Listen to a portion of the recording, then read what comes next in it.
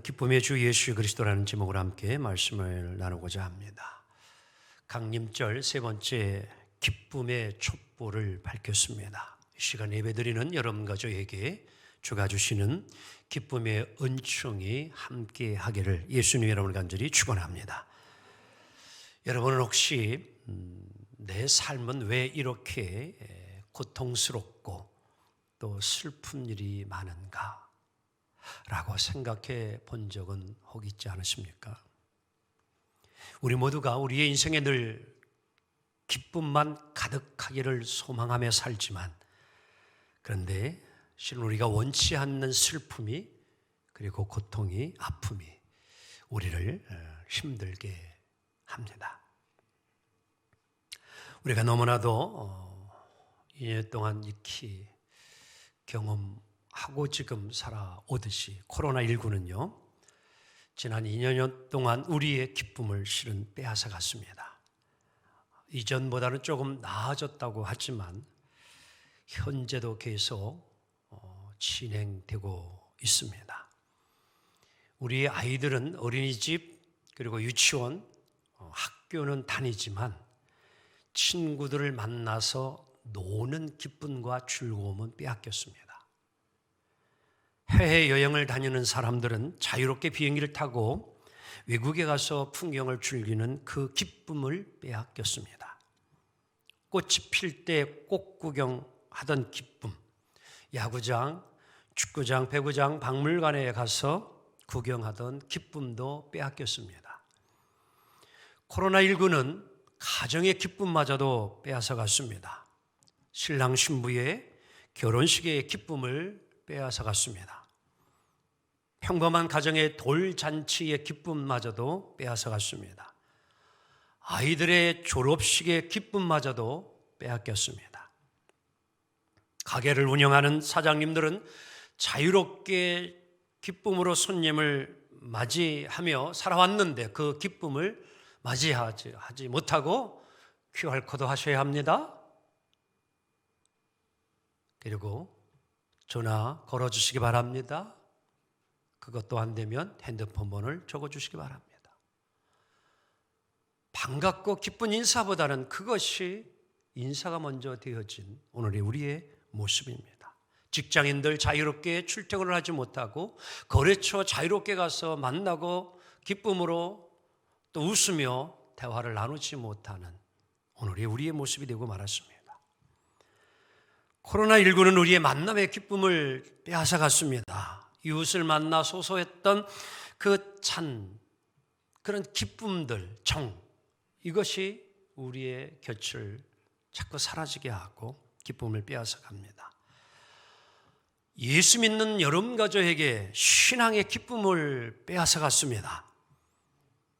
아무런 제한 없이 자유롭게 와서 마음껏 찬양하고 기도해야 되는데 매주일 한 번씩 아산시청 문화관광과 모모 씨는 저에게 문자를 보내옵니다. 큰 소리로 기도하면 안 됩니다.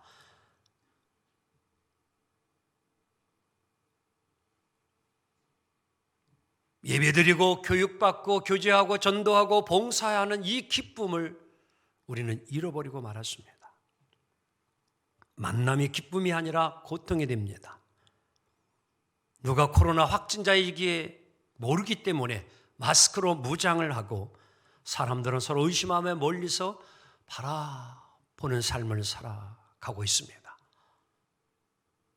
얼마 전 제가 목양실에 있다가 좀 일이 있어가지고 교회 현관문에 내려가서 어떤 일을 좀 하고 있는데 때마침 미래초등학교 아이들이 이렇게 지나가게 되어졌는데요. 제가 급하게 나가는 나머지 마스크를 쓰지 못하고 갔어요. 그랬더니만 지나가던 아이들이 아저씨 마스크 안 썼네? 저 멀리 도망가더라고요. 내가 왜 그러한 존재가 되었나? 서글퍼지더라고요. 세상이 그렇게 달라졌습니다. 마스크만 쓰지 않아도 인상을 찡그리고요. 왜 오늘 이렇게 이 세상이 되어졌는가? 여기저기 깨어진 일상으로 고통의 소리, 한숨의 소리, 서로 불신, 이러한 모습이 우리의 모습이 되고 말았습니다. 언론이 매일 코로나 상황을 중계 방송하듯 보도합니다. 언론을 통해서, 문자를 통해서 쏟아지는 코로나의 정보는 우리의 감정을 너무 자극하고 있습니다. 오늘도 하산시청에서 일부 예배를 마치고 내려가니까 또 하나 들어와 있더라고요. 33명의 확진자가 하산이 나왔다고. 끊임없이 스트레스를 받습니다. 몇 명이 나왔고 몇 명이 죽어가고 있고 지금 병상이 어떻게 되어 있고, 보도되어지는 내용들이 우리의 마음을 기쁘게 하기보다는 힘들게 합니다. 슬프고 우울하고 두려워지는, 그러다 보니까 서로 사람을 대하는 것이 혐오스럽게 대하려고 하고, 모든 잘못을 누군가에게 좀 책임을 지우고 싶은, 희생양을 찾고 싶어하는 부정적인 상황이 계속 이루어지다 보게 되어지니까 지나친 나머지 건강 염려증에 걸리기도 하고, 죄책감, 의심, 절망, 공허함, 불안, 염려, 고통, 우소살의 번민, 이런 것들이 우리를 짓누릅니다. 한마디로 기쁨과 즐거움을 잃어버린 모습은 아닌가. 여러분, 정말 코로나 있기 전과 같은 마음껏 정말 칼칼대고 웃고 기뻐하는 이러한 모습을 본 적이 언제입니까? 우리 한번 옆 사람 보세요. 웃는 얼굴이에요? 굳어진 얼굴이에요? 요새 사람들이요, 다 얼굴이 굳어져 있어. 나 자신도 모르게요. 웃는 얼굴을 보기가 쉽지 않습니다. 우울한 시대가 되었지요. 자, 그렇다면 오늘 우리가 늘 이렇게만 살아가야 되느냐라는 생각을 한번 해봅시다. 이렇게 힘드니까 어쩔 수 없지. 늘 뭐 그렇게 살아가야 되는 거 아니야? 늘 불안해하고 살아야 되고 힘들게 살아가고 억지로 뭐 살아갈 수밖에 없는 거 아니야? 정말 그렇게 가야만 하는 것입니까? 물론 고통이 있는 곳에는 힘든과 아픔이 있습니다. 그러나 그 힘듦과 아픔 속에서도, 어려움 속에서도 우리는 종종 기쁨과 행복을 맛보며 살아갑니다. 그 이유는 하나님의 은혜가 있기 때문입니다. 예수 믿는 여러분과 저에게는 세상 사람들이 알지 못하는 기쁨이 있다고 오늘 성경은 이야기합니다.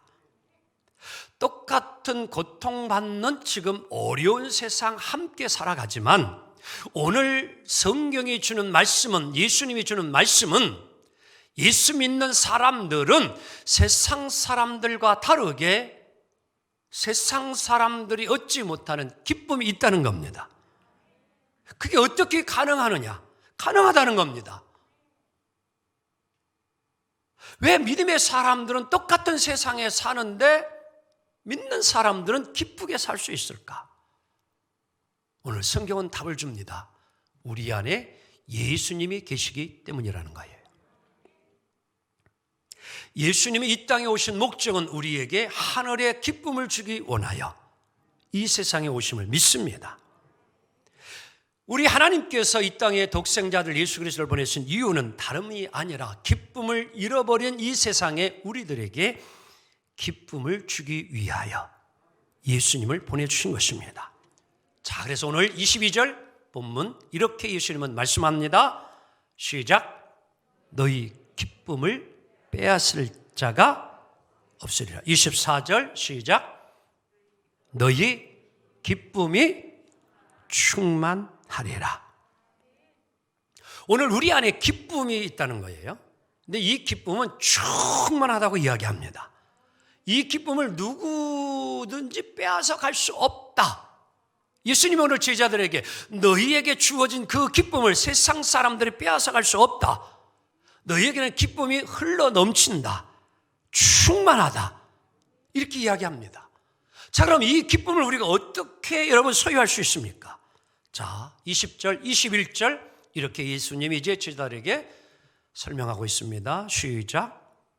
너희는 곡하고 애통하겠으나 세상은 기뻐하리라. 너희는 근심하겠으나 너희 근심이 도리어 기쁨이 되리라. 여자가 해산하게 되면 그때가 이르렀으므로 근심하나 아기를 낳으면 세상에 사람 난 기쁨으로 말미암아 그 고통을 기억하지 아니하느니라. 이 말씀이 무엇이냐고 하면은요, 요한복음 13장에서 16장까지는 이제 목요일 날 예수님이 사랑하는 제자들과 함께 시간을 보내면서 마저 만찬을 하고 이제 내가 얼마 있으면 십자가에 죽을 거다는 이야기를 하는 거예요. 그러면 세상 사람들은 그 일 때문에 기뻐할 거다.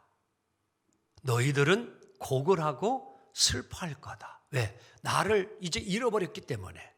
내 사두개인 바리새인 장로들, 나를 죽이고자 하는 자들은 이제 내가 죽으면 그들은 너무너무 뭐 할 거냐? 기뻐하고 좋아할 거다. 근데 너희들은 곡할 것이고 근심할 것이다. 그러나 너희 근심이 얼마 안 있으면 기쁨으로 바뀌어질 것이다. 그것을 해산하는 여인의 예수님이 비유를 들어서 설명을 해주는 거예요. 아기를 낳을 때의 여자는 두려움도 많고 극심한 고통을 느낄 수밖에 없는데 해산하고 난 이후에 아이를 낳은 것 때문에 그 고통, 아픔 그게 싹 사라지고 기쁨으로 충만하리라. 바로 이와 같이 너희들에게도 있을 것이다. 오늘 그 이야기를 해주는 겁니다. 여러분, 코로나19라는 전염병으로 인해서 우리는 너무나도 많은 것을 잃었고 힘든 나날을 보내왔고 지금도 보내고 있습니다. 묻고 싶습니다. 언제 끝나길 것 같습니까? 가끔씩 어떤 분도 저에게 물어요. 목사가 점쟁이인 거 뭐냐? 목사님, 이 코로나 언제 끝날 것 같아요? 목사님 기도 많이 하시잖아요. 뭐라고 답을 해야 합니까? 주님만 하십니다. 그러죠. 오늘 여러분 예방 전문의에게 물어본들, 그들이 몇 년, 몇 월, 며칠에 이 코로나19는 이제 종식될 겁니다 라고 답을 할 수 있는 의사가 과연 누가 있겠습니까? 아무도 몰라요. 끝날 듯 했으나 이제 오미크론이라고 하는 또 변이 바이러스가 생겨서 우리를 더욱 두렵게 하고 있어요. 아무도 알 수가 없습니다. 여러분, 언제까지 우리가 이 삶을 이뤄가야 됩니까? 이것이 종식되지 않으면 우리는 이제 아예 기쁨을 잃어버리고 즐거움을 잃어버리고 계속 우리는 뭐예요? 불안과 두려움과 그리고 공포와 곡하면서 날마다 삶을 살아가야만 합니까? 어떻게 생각합니까? 분명한 것은 극복할 날은 반드시 올 겁니다. 그때 몇 년, 몇 월, 며칠은 정확히 할 수는 없지만 분명히 그날은 올 거예요. 네, 우리의 역사를 보게 되어지면 하나님은 역사를 주관하신 분이기 때문입니다. 오늘 여러분 가족가 이런 것을 겪으면서 우리들이 정말 기쁨 없이 삶을 늘 살아가야 되느냐? 아닙니다. 오늘 여러분 가족은 하나님이 주시는 기쁨을 누리며 살기를 원합니다. 하늘의 기쁨, 이것은 세상 사람들에게 주어지는 기쁨이 아니라 우리 믿는 그리스도인들에게 주시는 하나님의 기쁨을 말합니다. 세상이 빼앗을 수 없는 기쁨, 바로 이것은 주님이 주시는 기쁨을 말합니다. 그럼 이 세상이 줄 수 없고 빼앗아갈 수 없는 이 기쁨을 우리는 어떻게 얻을 수 있습니까? 우리가 노력하면, 우리가 애쓰면, 우리가 힘쓰면 이것을 얻을 수 있습니까? 그러면 세상 사람들하고 우리가 뭐가 다를까요? 우리 인간이 정말 노력해서 힘써서 얻을 수 있는 기쁨이 주어진다고 하면 세상 사람들도 똑같이 노력하고 힘쓰면 얼마든지 그 기쁨을 얻을 수 있잖아요. 오늘 성경은 우리에게 분명하게 말씀해 주는 것은 주님이 주시는 오늘 이 이야기는 세상에 노력으로 얻어지는 기쁨이 아니라 다 같이 따라합니다. 하나님이 주시는 기쁨이다. 아멘. 오늘 주님이 주셔서 우리가 소유하는 그 기쁨을 의미한다는 거예요. 내가 갖고자 한다고 해서 얻어지는 것이 아니라 하나님이 주셔야 된다는 겁니다. 바로 이 하늘의 기쁨, 하나님이 주시는 것은 언제 이루어지느냐? 자, 함께 자막을 봅니다. 시작. 하늘의 기쁨은 성령께서 우리 안에 임재하실 때 주어진 하나님의 선물입니다. 여러분, 하늘의 기쁨, 이것은 선물이에요. 옆 사람에게 이렇게 선물을 드립니다. 하나님이 주시는 기쁨이 충만할 줄 믿습니다. 아멘. 이건 선물이에요. 값을 치르고 얻는 게 아니에요. 자, 이것을 오늘 예수님은 요한복음 16장 7절에서 이렇게 설명하고 있습니다. 함께 봅시다. 시작. 그러나 내가 너희에게 실상을 말하노니 내가 떠나는 것이 너희에게 뭐라? 제자들의 입장에 봤을 때는 이해가 안 되는 거예요. 예수님이 있어야 우리는 유익하고 좋지, 예수님 떠나가면 뭐가 우리에게 유익인데, 예수님은 아니다, 내가 너희들을 떠나야 너희에게 유익한 일이 생긴다는 거예요. 자, 그 다음 내가 시작. 내가 떠나가지 아니하면 보혜사가 너희에게로 뭐하지 아니하고 오시지 아니할 것이요 내가 가면 그를 너희에게로 보내리니 하면, 성령은 예수님이 떠나가야 그 이후에 내가 너희에게 주리라, 그 약속입니다. 오히려 그래서 내가 너희를 떠나야 성령이 너희에게 오는데, 성령이 너희에게 임하면 너희들은 기쁨이 충만하리라. 세상의 환경을 뛰어넘는 기쁨, 이것은 성령의 임재를 통해서 이루어지는데, 성령이 우리 안에 임하게 되어지면 우리의 마음을 다스려 주십니다. 이것을 성령 충만이라 말합니다. 혹이나 여러분의 마음에 기쁨이 사라졌다면 그것은 내 안에 지금 기쁨이, 성령의 충만함이 사라지지는 않았는가 되돌아보기를 원합니다. 초대교회의 성도들은 환난과 핍박이 있었을지라도 사자가 그들을 죽이려고 하는 그 앞에서도 그들은 두려워하지 않았어요. 오직 이유는 마가다락방에서 성령 충만함을 받았기 때문입니다. 그들은 권력을 가진 자도 두려워하지 않았습니다. 하나님을 기쁘시게 하라, 사람을 기쁘게 하랴. 내가 너희들을 기쁘게 하려 하지 아니하노라. 바울, 베드로가 그렇게 이야기합니다. 그들은 칼 앞에서도 두려워하지 않았어요. 내 목이 잘리는 순간에서도 두려워하지 않았습니다. 스데반 집사는 돌에 맞아 죽는 순간에도 하늘이 열려져 그 기쁨을 보는 순간 그의 얼굴은 광채가 났습니다. 무엇이? 성령의 충만함이.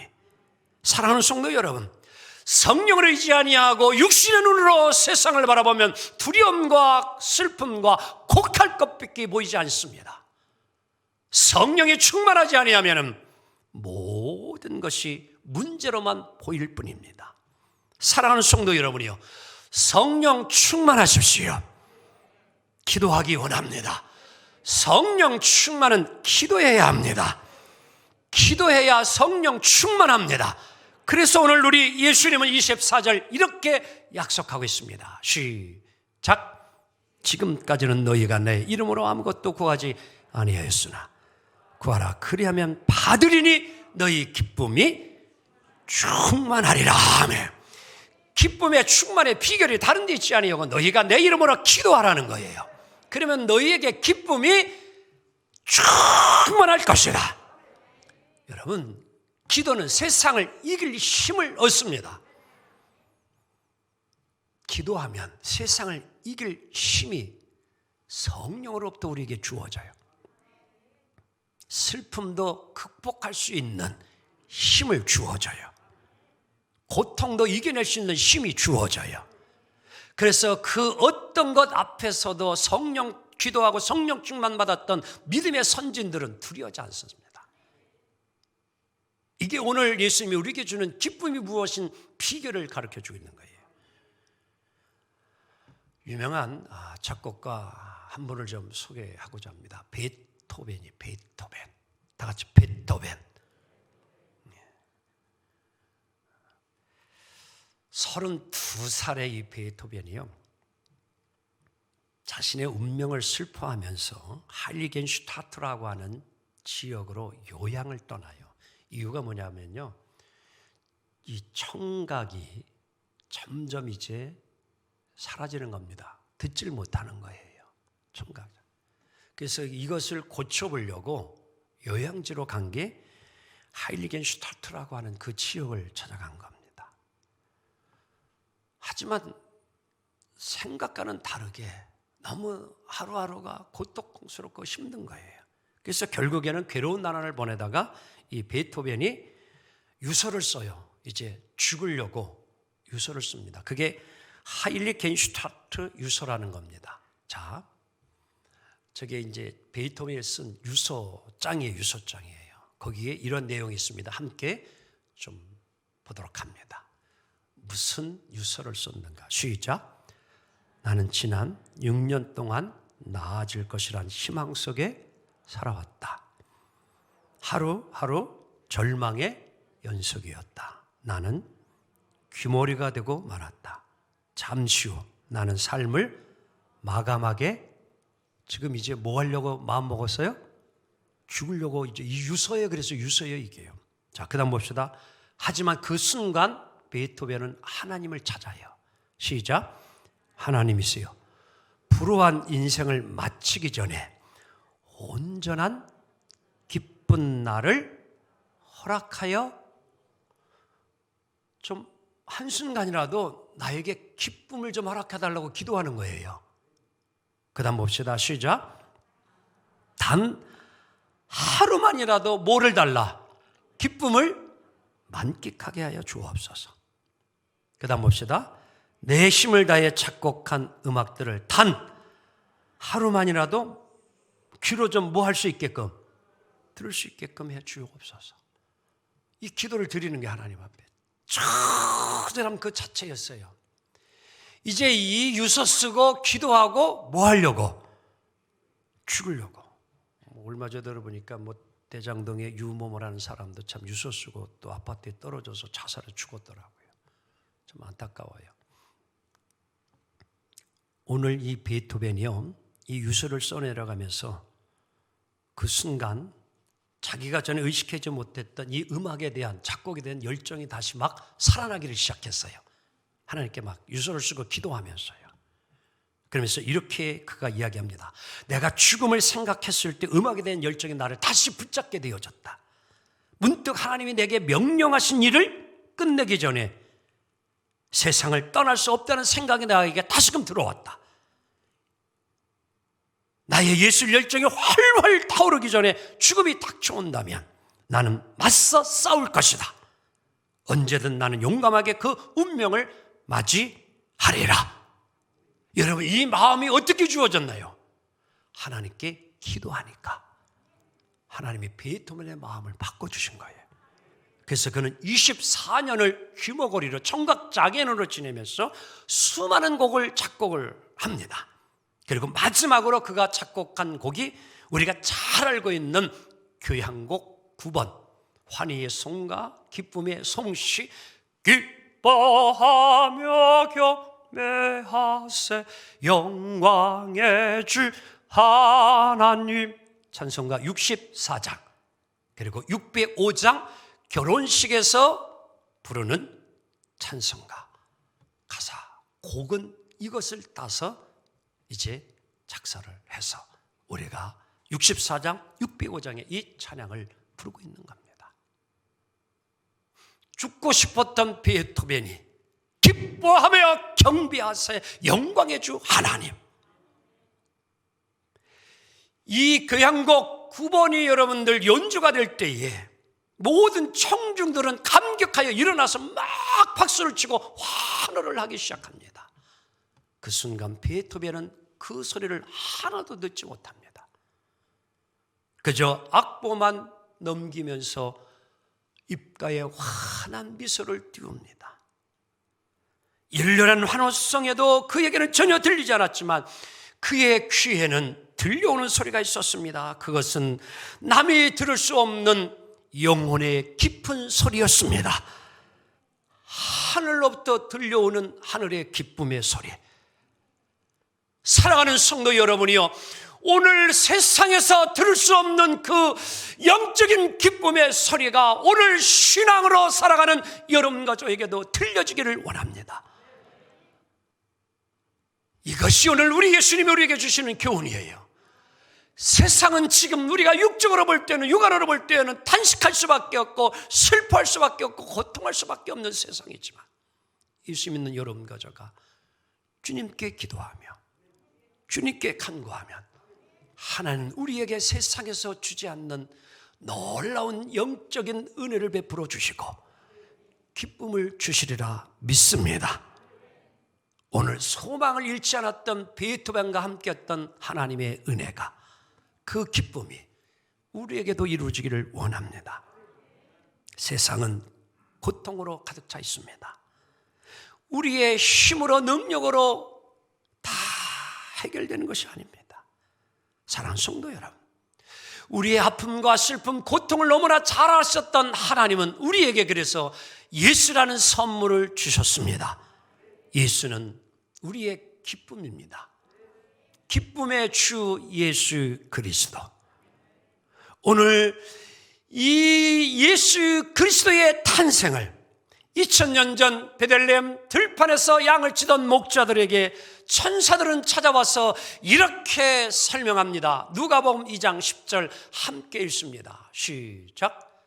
보라, 내가 온 백성에게 미칠 큰 기쁨의 좋은 소식을 너희에게 전하노라. 아멘. 큰 기쁨의 좋은 소식이 여러분에게 임하기를 원합니다. 말씀 정리합니다. 아무리 우리의 상황이 고통스럽고 힘든다고 할지라도, 아무리 우리의 삶에 힘든 문제가 많다 하더라도 그것이 우리의 기쁨을 빼앗아갈 수는 없습니다. 고통의 자리에서 보자기를 걷어내면 그 속에는 기쁨이라고 하는 선물이 담겨 있습니다. 나를 힘들게 하는 문제가 있습니까? 나를 어렵게 하는 고통이 있습니까? 여러분, 우리 주님은 그 보자기를 걷어내면 우리에게 놀라운 축복의 선물을 그 안에 담고 계심을 잊지 않기를 원합니다. 문제만 바라보지 마시고 오직 베토벤과 같이 하나님을 바라보며 하나님께 기도하며 삽시다. 성령이 임할 것이고 그 성령은 우리의 마음을 기쁨으로 바꿔주고 우리의 삶을 기쁘게 이루어 가시리라 믿습니다. 그 기쁨을 누리며 사는 우리 모두가 되어지기를 주님의 이름으로 축원합니다. 기도합니다. 주님 감사합니다.